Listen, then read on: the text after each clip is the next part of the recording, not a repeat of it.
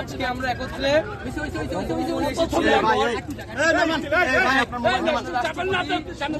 থামেন ভাই, আর কথা বলবেন না।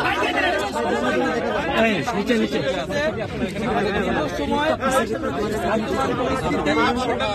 এবং অন্তর্বর্তীকালীন সরকার আলোচনা হয়েছে।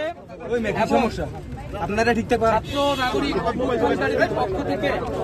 যেই সরকার সেই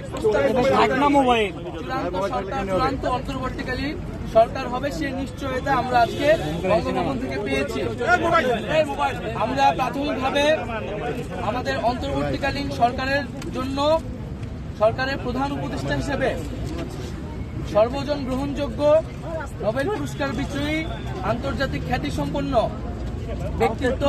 ডক্টর মোহাম্মদ ইউনূসের নাম প্রস্তাব করেছিলাম এবং আজকে মহামান্য রাষ্ট্রপতিও সম্মতি দিয়েছেন ডক্টর মোহাম্মদ ইউনূসকে প্রধান করে অন্তর্বর্তীকালীন সরকার দ্রুত সময়ের মধ্যে গঠন করা হবে এবং আমরা এই অন্তর্বর্তীকালীন সরকারের একটি তালিকা প্রাথমিক তালিকা দিয়ে এসেছি যেখানে নাগরিক সমাজ সহ রয়েছে এবং সময়ের মধ্যে আমরা এই তালিকাটি নিয়ে বিভিন্ন রাজনৈতিক পক্ষের সাথে আলোচনার মাধ্যমে এটি চূড়ান্ত করা হবে এবং খুবই দ্রুত সময়ের মধ্যে অন্তর্বর্তীকালীন সরকার ঘোষণা করা হবে এবং সবার প্রতি আহ্বান থাকবে আজকে বাহিনী প্রধান এবং রাষ্ট্রপতির সাথে আমাদের দেশের বর্তমান পরিস্থিতি নিয়ে আলোচনা হয়েছে। রাষ্ট্রপতি এবং মহামান্য রাষ্ট্রপতি এবং তিন বাহিনীর প্রধান অভ্যুত্থানকারী ছাত্র নাগরিকদেরকে সম্মান জানিয়েছেন এবং পাশাপাশি দেশে যে ধরনের পরিস্থিতি চলছে অরাজকতা এবং সহিংসতা আমরা দেখছি নানা ধরনের তার প্রতি গভীর উদ্বেগ প্রকাশ করেছেন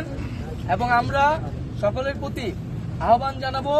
যে অভ্যুত্থানকারী ছাত্র নাগরিকদের প্রস্তাবিত সরকারি বাংলাদেশে দ্রুত সময়ের মধ্যে ঘোষণা করা হবে। জনগণ যাতে সেই আস্থাটি রাখে এবং আমাদেরকে অবশ্যই সরকারি স্থাপনা রাষ্ট্রীয় সম্পদ এবং আমাদের যে সংখ্যালঘু সম্প্রদায় রয়েছে তাদেরকে রক্ষা করতে হবে এবং পুলিশ বাহিনীকে আইন শৃঙ্খলা বাহিনীকে পুনর্গঠনের মাধ্যমে দ্রুতই জনগণের মধ্যে শান্তি শৃঙ্খলা ফিরিয়ে আনার নিয়োগ করা হবে এবং ছাত্র নাগরিকরা যে আজকেও ঢাকা শহরে ট্রাফিকের দায়িত্ব নিয়েছেন এটি মন্দির পাহারা দিচ্ছেন,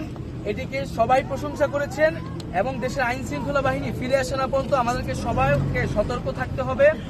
এবং আমাদেরকে এই যে কোনো ধরনের নাশকতা যাতে না হয়, লুটপাট যাতে না হয় সেজন্য ছাত্র জনতাকে পাহারা দিতে হবে, সতর্ক অবস্থানে থাকতে হবে। সকলে মিলে ছাত্র জনতার